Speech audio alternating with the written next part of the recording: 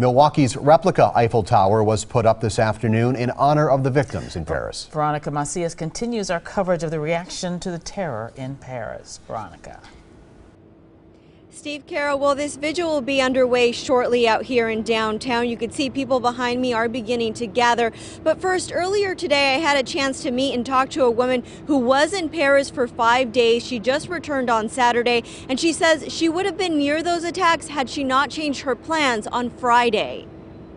I told everybody that we were okay. Libby Castro is thankful she is back home and not stuck in France. She and her friend Allie had taken a spontaneous girls' trip and spent 5 days in Paris. She considers herself fortunate to have escaped the terror that plagued the city of love on Friday night. That day, the ladies had decided to travel to a small town just a few hours away from Paris. Our plans weren't really set in stone when we first got there, so we very well could have been out with everybody that Friday night because that was our last night in Paris. After French authorities announced the borders would be closing, all Libby could think about was getting back to her family. Had we been in Paris, I think we probably wouldn't have gotten out because the instructions were to stay where you were, stay inside, don't leave. And people were, from what I understand, people were opening their homes and just letting complete strangers in. To her surprise, there was no problem getting to the airport from outside of Paris, where security wasn't stopping people. Moments before leaving the country, she says she noticed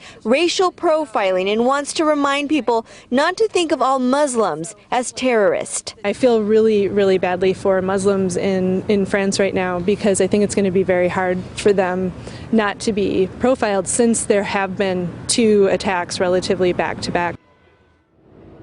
Now, I'm told East Town Association and the mayor's office received lots of requests for this replica to be placed out here displayed. Now, coming up at 6, hear from people who are attending the vigil, plus how Shorewood High School is showing their solidarity. Reporting live from City Hall, Veronica Macias, today's TMJ4. It is a very fitting tribute. Thank you very much, Veronica.